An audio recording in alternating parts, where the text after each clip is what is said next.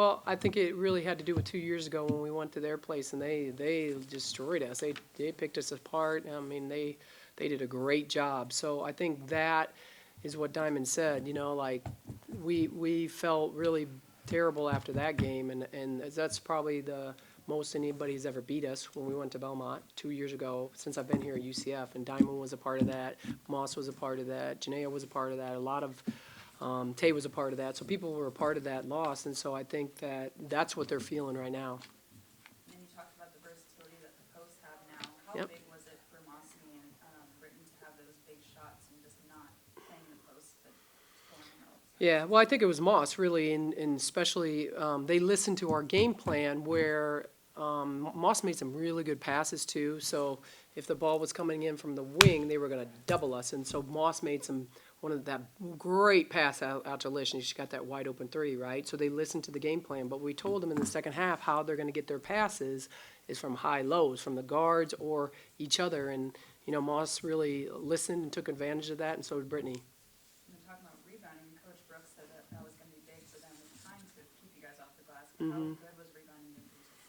Let's see, what do we have? Rebounds. Where is it at? Rebounds. So we had 15 offensive rebounds, yeah. I mean, that's something we talked about, especially with the guards. Obviously, Britt, Moss, and Destiny, that's kind of what they do and what they want to do. But Tay getting in there, getting 4, and Destiny getting in there and getting 2, and Moss getting 5 and Brittany getting 2. So, I mean, if we can continue to do that, and it's really Tay, like it's because she's on the perimeter, right? And you can't really find her. And Anna does a good job sometimes getting in there too, getting those rebounds. So, I mean, those offensive rebounds, we got I don't know how many in the first half, but we didn't capitalize off those. In the second half, we did. And then Brittany Wells, you knew that she was going to be a beast on offense, but you guys held her to 10 points. So what did you guys do defensively to keep her?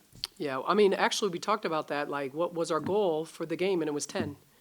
So, she's just, I thought Lish did a really good job on her on the top. Like, she wasn't getting by Lish very much because she's very crafty with the ball. She likes to get in the paint and kick to all of her shooters and stuff. And obviously, she's tremendous sophomore. Jeez, that's a sophomore. So, I thought Lish did a really good job. She picked her a couple times up there, and so it made her a little hesitant, so.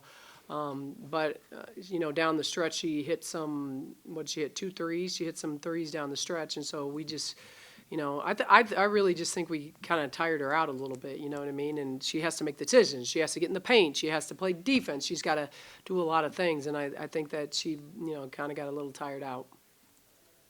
Team has some tough opponents coming up later in the season. How important is it to get Yeah. a good start early on?